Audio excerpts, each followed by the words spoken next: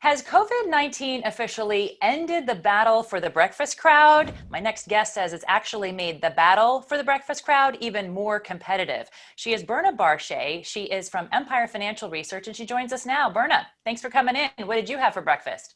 I had some black coffee from Dunkin'. Perfect, because we're going to talk about coffee in a minute. But first, let's lay the groundwork here. Why is breakfast so important to the bottom line for fast food brands in particular?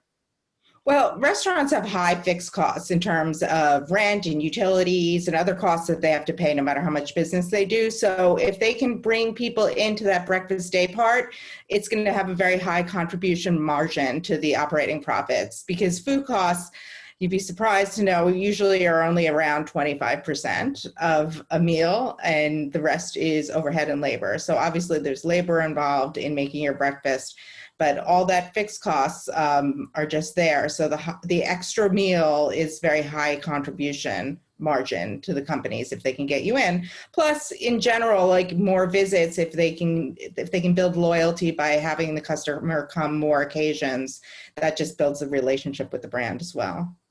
And so a lot of the breakfast buzz and the breakfast business has really centered around getting people coming to or from the office, right? So what's been the trend because of COVID and people not working from an office any longer?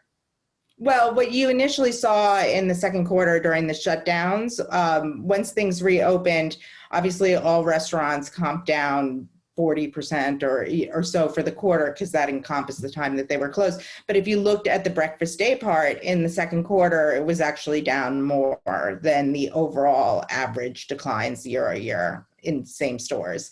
Although, we've seen a bit of a rebound in the third quarter. Dunkin' Donuts, McDonald's have both said that their breakfast business is positive again. Now, Starbucks is still comping negative, and it's obviously a very breakfast-focused business, but their trends have improved quite a bit, and I think in September they were down 4%. So you've seen a turnaround between reopening and people going to the office, as well as these companies incentivizing people to come in when they're still working from home. So there are workarounds that we've seen that have helped the profitability in the third quarter. App orders, drive-throughs, curbside pickup. How have those been able to make up the difference for those companies during the third quarter? Mm-hmm. Well, fast food is really a business that's built for the low-touch economy, or the isolation economy, if you will. Everything from drive-throughs to app order ahead, curbside pickup, all these things are really reducing the amount of times that humans need to interact with each other, and it's a naturally socially distanced business. Now, the companies that had been investing heavily into their apps prior to COVID showing up were particularly well positioned. So that would be companies like McDonald's and Starbucks. So has it really been able to make up the difference all the way, or will we really determine that when we look at fourth quarter results?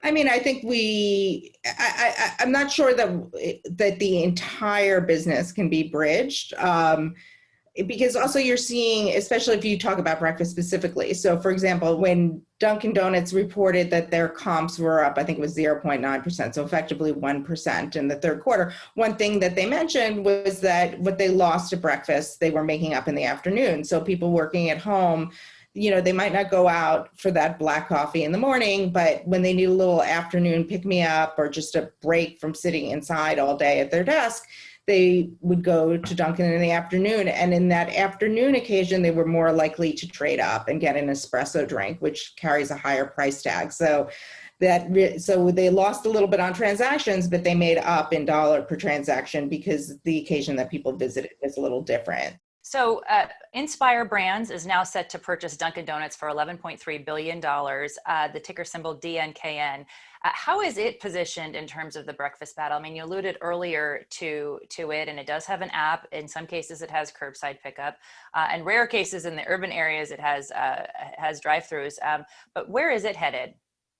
Well, I think this is a really interesting purchase. Inspire Brands is a roll-up of several other restaurant chains such as Arby's and Buffalo Wild Wings. And it's controlled and sponsored by a private equity firm based in Atlanta called Roark, which is very specifically focused on franchise business models. So The opportunity for Dunkin' as a public company and as a private company has always been moving west. I think in 2017, it was that the CEO said that they had only 500 stores west of the Mississippi, which is a big shock to people who live in the Northeast corridor or maybe in Florida where they're very well penetrated.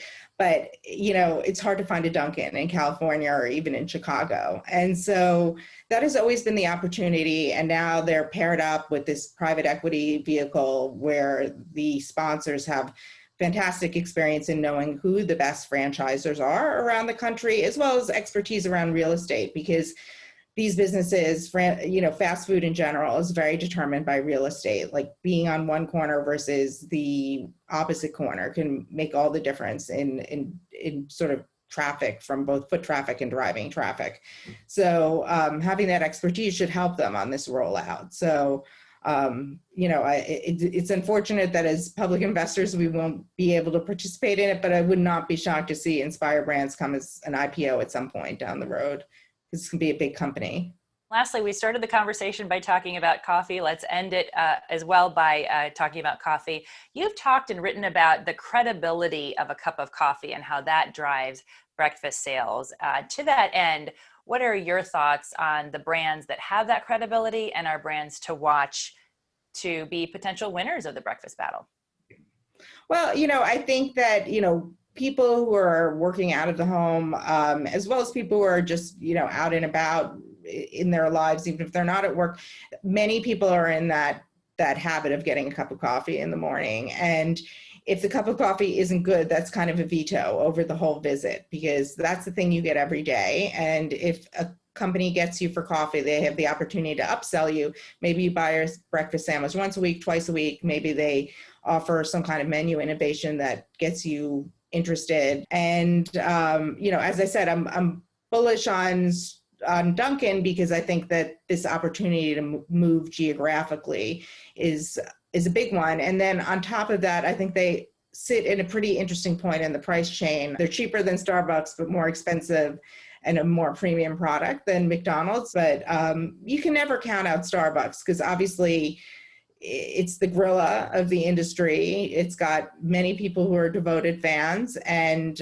they've also done a great job with menu innovation themselves. So they've done a great job. I think the interesting opportunity for what I would see as the three market leaders is, unfortunately, one of the legacies of COVID-19 will be so much destruction in the small and medium business arena. And, we still don't have a rescue package specifically aimed at restaurants and other small local businesses.